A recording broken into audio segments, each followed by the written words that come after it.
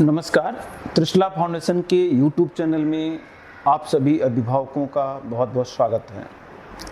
आप लोगों ने 15 अगस्त की जो वीडियो देखी होगी जिसमें मैंने सेरेब्रल पाल्सी बच्चों में और जो बड़े हो गए हैं या एडल्ट्स हैं उसमें जो घुटने मोड़ के लोग चलते हैं उनके इलाज के बारे में विस्तृत जानकारी आप लोगों को दी। और ये जो हमारा सीरीज चल रहा है, इस सीरीज में हम लोग बातें करेंगे सेरेब्रल पाल्सी बच्चों में जो विभिन्न शारीरिक समस्याएं होती हैं, जिसे एक ऑर्थोपेडिक इंटरवेंशन की ज़रूरत पड़ती है या थेरेपिस्ट की स्पेसिफिक ज़रूरत पड़ती है, तो कौन कौन सी समस्याएं होती हैं, उनको कैसे साधारण तौर पे समझा जाए। आज हम इस वीडियो में बात करने जा रहे हैं कि जो बच्चों की उम्र अभी बढ़ती हुई है, मतलब अभी उनमें हाइट बढ़ने के चांसेस हैं।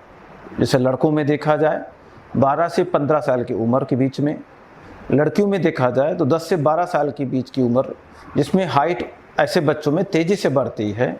और जब तेज़ी से बढ़ती है तो ऐसे बच्चे जो शुरुआती दिनों में हल्के हल्के घुटने मोड़ कर चल रहे थे या सीधे होकर के भी चल रहे थे, वो तेज़ी से उनका घुटना मुड़ने लगता है।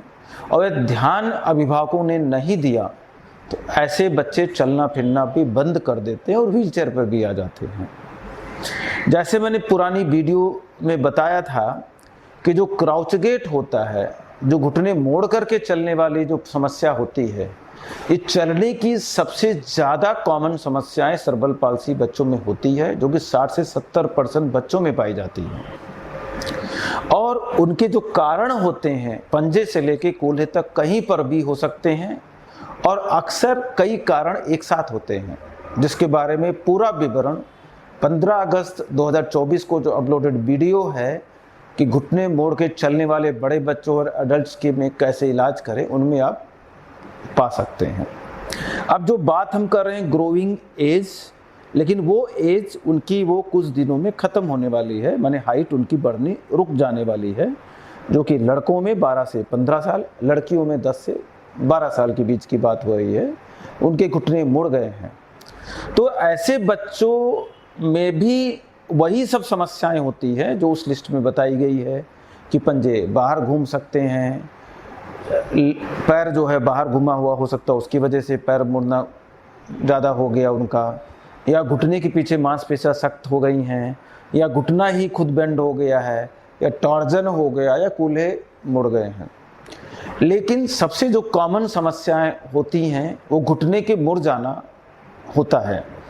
और हम जानते हैं सेरेब्रल पाल्सी बच्चों में मांसपेशियां ऑलरेडी वीक होती हैं, तो कोशिश होती है कि मांसपेशियों भी कम से कम सर्जरी की जाए जहां तक हम बच पाएं। पहले हम लोग करते थे कि जो बच्चों का पैर घुटने बहुत ज़्यादा मुड़ गए हैं उनको घुटने के ऊपर जा करके बोन को कट करके एक्सटेंशन ऑस्टियोटॉमी करके घुटने को सीधा करते हैं। मैं आप लोगों को इस मॉडल के बेसिस पे बताऊंगा मैं कि जैसे ये घुटने का जोड़ होता है, ऊपर जंघे की हड्डी होती है, नीचे जो होती है टिबिया और फिबुला होता है। टिबिया और फीमर के बीच में जो नी जॉइंट बनता है, अक्सर ऐसे लोगों में ये मुड़ जाता है। या तो मुड़ा हुआ जो पीछे कैप्सूल होता है ये टाइट होता है, या जो पीछे मांसपेशियाँ होती है वो सख्त हो जाती हैं, छोटी हो जाती हैं। तो मांसपेशियों को तो हमें बचाना होता है, लेकिन कभी कभी मांसपेशियों के साथ साथ ये भी टाइट होता ही होता है। तो इसमें कुछ सालों की 2 साल पहले की बात हम करते हैं, तो अक्सर ऐसे बच्चों में यहाँ पे घुटने के ऊपर जा कर के हड्डी को कट करना पड़ता था। हड्डी को कट करके हड्डी का एक पीस निकालते थे, जिससे जो सख्त मांसपेशियाँ वो लंबी हो जाती थी, और दूसरा ऊपर की तरफ आगे की तरफ ज़्यादा काटते थे, तो ये इसको घुटने को सीधा कर देती थी। ये ऑस्टियोटॉमी करने के पश्चात बच्चे को 2-3 महीने के लिए रेस्ट लेना पड़ता था। एक्सरसाइजेज महीने भर बाद शुरू हो जाता था। जब हड्डियां जुड़ जाती तो चलना फिरना शुरू कर देते थे, और इससे जो बच्चा चलना फिरना बंद कर देता वापस चलने लगता था। लेकिन जैसा कहते हैं नहीं, साइंस जो बोलता है कि विज्ञान, उसमें निरंतर कुछ ना कुछ विकास समय के साथ होता रहता है, जैसे जैसे खोज होती चली जाती है। तो आपको पता होना चाहिए जो डिस्टल फीमर, यहाँ पे एक ग्रोइंग प्लेट होता है, जो कि उम्र बढ़ने के साथ साथ यहीं से ही हड्डियाँ बढ़ती हैं, वो बच्चों में पाया जाता है। कब आ जाता है? जब तक उनकी ग्रोथ हो रही होती है। तो 12 साल से 15 साल उम्र पे हम लोग यहाँ पे एक स्क्रू डाल देते हैं और स्क्रू इसके आगे वाले पोर्शन पे दोनों तरफ से डाल देते हैं। ये एक भी नया तरीका है, ये अभी 2 साल 3 साल से हम लोगों ने करना शुरू किया है। और पहले क्यों उम्र में नहीं करते हैं? क्योंकि ग्रोथ प्लेट जो होती है एकदम बहुत समय से पहले डाल देते हैं। बाय चांस वो जो स्क्रू डाला गया उससे बोन बन जाए तो वापस ये ज़्यादा मुड़ सकता है, ग्रोथ वहाँ पे रुक जाए तो दिक्कत होती है। तो कम उम्र के बच्चों में नहीं डालते हैं। लेकिन जब जानते हैं कि अभी हमारे पास 2-3 साल का ही केवल समय बचा है और वो ग्रोइंग फेज है, तो उसमें स्क्रू आगे की तरफ डाल देते हैं दोनों तरफ। उससे क्या होता है कि आगे की तरफ हड्डी का ग्रोथ नहीं होता, पीछे की तरफ हड्डी का ग्रोथ होता है और धीरे धीरे ये पीछे कर्वेचर सही हो जाता है, घुटना सीधा हो जाता है। लेकिन इसके साथ अक्सर क्या होता है कि पटेला जो होता है, नी कैप ऊपर की तरफ चला जाता है, नॉर्मली यहाँ पे इसको होना चाहिए था, तो उसको भी नीचे करने की ज़रूरत होती है। यदि एडल्ट हो जाते तो हमारे पास 2 तरीके होते हैं, इस बोन को कट करके यहाँ से इसको नीचे शिफ्ट कर देते हैं, या ये जो टेंडन होता है बीच का पर्सन इसको छोटा कर देते हैं।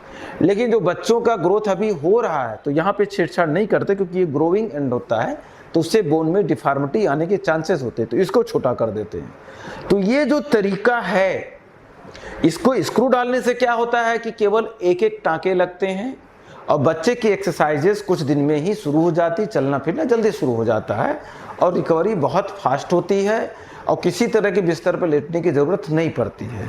लेकिन कुछ बच्चों में, जैसे मैंने बताया कि पटेला टेंडन की शॉर्टनिंग करनी पड़ती, पटेला को नीचे लाना पड़ता है, तो उसको 1 महीने के लिए उसको सीधा पैर करके रखना पड़ता है, ब्रेस देना पड़ता है। उसके बाद जैसे जैसे उसकी हीलिंग होती है फिर धीरे धीरे घुटने को मोड़ने लगते हैं और 2 महीने में बच्चा वापस चलना शुरू कर देता अपने आप, और उसमें थेरेपी की बहुत सख्त ज़रूरत होती है। तो आज इस वीडियो में आप पहले देखेंगे वो 3, 4, 5 बच्चों का जिनको ऑस्टियोटॉमी जो हम पहले करते थे उनके बारे में मैंने बताया हुआ है कि बोन को कट करके छोटा करना, दूसरा यहाँ से बोन की वेज को निकाल देना, घुटना सीधा हो जाता है, कुछ महीने की थेरेपी के बाद वापस चलने लगे। केस 1, जिनकी उम्र 12 वर्ष है और ये जबलपुर से प्रयागराज इलाज के लिए आए। जिस वक्त ये प्रयागराज आए, घुटने मोड़कर चलते थे और पैरों में काफ़ी ज़्यादा समस्याएं थीं। त्रिशला में कुछ ही महीनों के इलाज के बाद का परिणाम ये रहा कि अब ये सीधे होकर के सामान्य रूप से चलने लगे हैं। केस 2, जिनकी उम्र 13 वर्ष है, ये बेंगलोर से प्रयागराज इलाज के लिए आए। अप्रैल 2019 को जब ये त्रिशला फाउंडेशन में आए तो घुटने पूरी तरीके से मोड़ कर रखते थे और चलने में भी परेशानी का सामना करना पड़ता था। त्रिशला में सर्जरी और कुछ महीने की थेरेपी का परिणाम ये रहा कि अब ये सीधे होकर के सामान्य रूप से चलने लगे हैं। केस 3, जिनकी उम्र 14 वर्ष थी, ये बस्ती से प्रयागराज इलाज के लिए आए। जिस वक्त ये इलाज के लिए आए, घुटने पूरी तरीके से मुड़े हुए थे, चलने में भी काफ़ी कठिनाई का सामना करना पड़ता था। त्रिशला फाउंडेशन में इलाज के बाद और अभिभावकों के अथक प्रयास के बाद का परिणाम ये रहा कि अब ये सामान्य रूप से चल लेते हैं।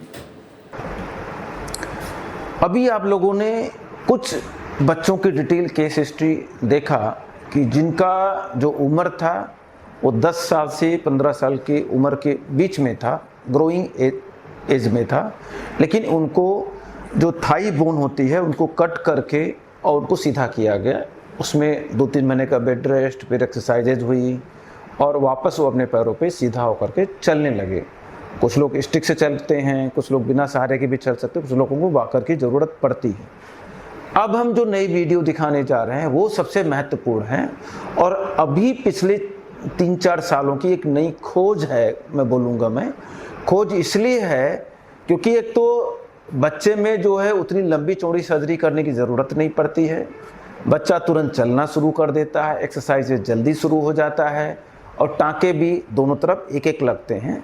केवल कुछ बच्चों में जिनका पटेला बहुत ऊपर चला जाता है, पटेला टेंडन की शॉर्टनिंग करनी पड़ती है। कभी कभी ये पटेला टेंडन की शॉर्टनिंग या तो हम उसी ऑपरेशन के समय कर देते हैं या बाद में थोड़ा सा घुटना सीधा होने के बाद करते हैं। तो अब जो आने वाली वीडियोस हैं उसमें भी बच्चों की उम्र जो है 10 से 14 साल के बीच की उम्र है, और इन सभी बच्चों में इंटरफिसियोडिसिस किया गया, स्क्रू डाला गया जो कि परक्यूटेनियस है, सियाम मशीन में करके। और ये जो स्क्रू डालने के पश्चात कुछ ही महीने में जैसे इनकी हाइट बढ़ती है, घुटना पूरी तरीके से सीधा हो गया। जिसने कभी सोचा भी नहीं था कि इतने छोटे ऑपरेशन से इतनी बड़ी समस्या का समाधान हो जाएगा, वो अब संभव है। इन सभी वीडियोस में आप उन्हीं बच्चों के बारे में जानकारी देखेंगे, उसको गौर से देखें। केस 1, इनकी उम्र 12 वर्ष थी। ये गोरखपुर से प्रयागराज इलाज के लिए आए। जिस वक्त ये प्रयागराज आए, घुटने मुड़े हुए थे और चलना लगभग ना के समान था। नई तकनीक का इस्तेमाल करके इनकी सर्जरी प्लान की गई और कुछ ही महीनों का परिणाम ये रहा कि ये सीधे घुटनों के साथ सामान्य रूप से चलने लगे।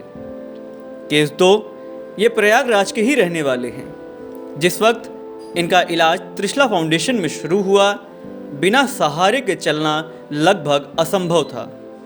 सर्जरी एवं थेरेपी के बाद ये बिना किसी सहारे के सामान्य रूप से चलने लगे हैं।